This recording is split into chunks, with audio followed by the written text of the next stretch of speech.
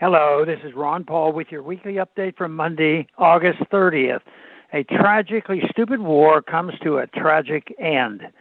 Sunday's news report that the Biden administration mistakenly killed 9 members of one Afghan family, including 6 children, in retaliation for last week's suicide attack, which killed 13 U.S. service members, is a sad and sick epitaph on the 20-year Afghanistan war.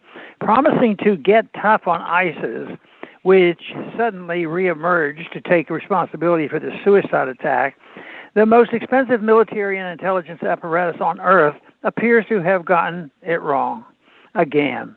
Interventionists love to pretend they care about girls and women in Afghanistan, but it is in reality a desperate attempt to continue the 20-year U.S. occupation. If we leave, they say girls and women will be discriminated against by the Taliban. It's hard to imagine a discrimination worse than being incinerated by a drone strike. But these collateral damage attacks over the past 20 years have killed scores of civilians, just like today. That's the worst part of this whole terrible war. Day after day after day for 20 years, civilians were killed because of the noble effort to remake Afghanistan in the image of the United States.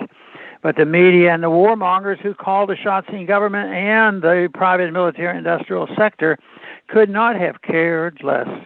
Who recalls a single report on how many civilians were just collateral damage in the futile U.S. war? Sadly, these children killed on Sunday, 2 of them reportedly just 2 years old, have been the ones forced to pay the price for a failed and bloody U.S. foreign policy. Yes, the whole exit from Afghanistan has been a debacle. Biden, but especially his military planners and incompetent advisors, deserves much of what has been piled onto them this past week or so about this incompetence. Maybe if Biden's Secretary of Defense and Joint Chiefs Chairman had spent a bit more time planning the Afghan exit and a lot less time obsessing on how to turn the U.S. military into a laboratory for cultural Marxism, we might have actually had a workable plan. We know that actual experts like Colonel Douglas Macgregor did have a plan to get us out of that would have spared innocent lives.